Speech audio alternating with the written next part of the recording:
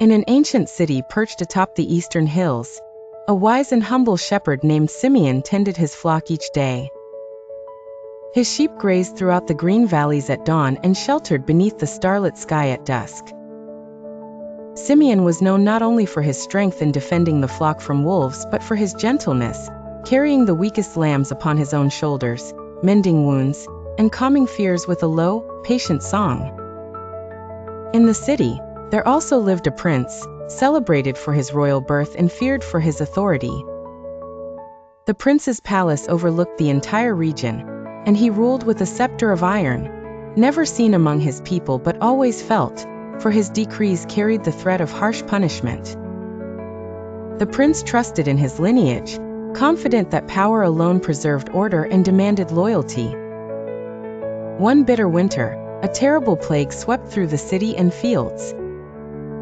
The sheep grew ill, and the people despaired, for soon even the prince's palace was not spared. At the holy place in the city, a rumor began to spread. Only a perfect lamb, a spotless and innocent one, could be offered to God to stay the plague and grant healing.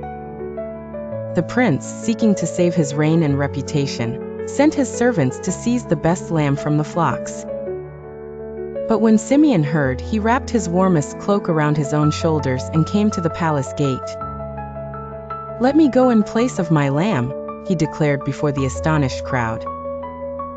"I will offer myself as the sacrifice, if only the flock and the people may be spared."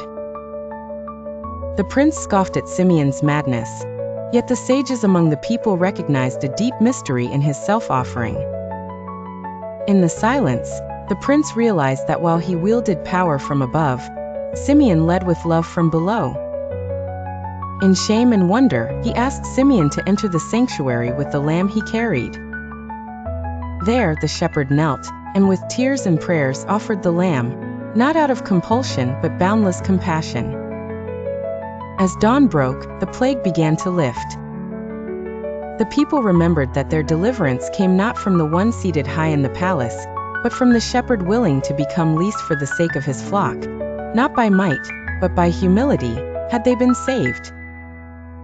The prince, moved by the shepherd's example, descended from his palace and served beside Simeon among the poor, learning to govern through mercy instead of fear.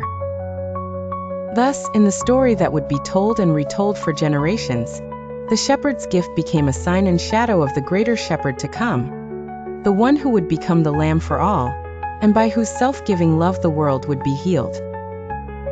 The Christian teaching of this story is, true leadership lays down its privileges for the sake of others, for in humility and sacrificial love we reflect the heart of Christ who became the lamb for his flock. Whoever wants to be first must be last of all and servant of all.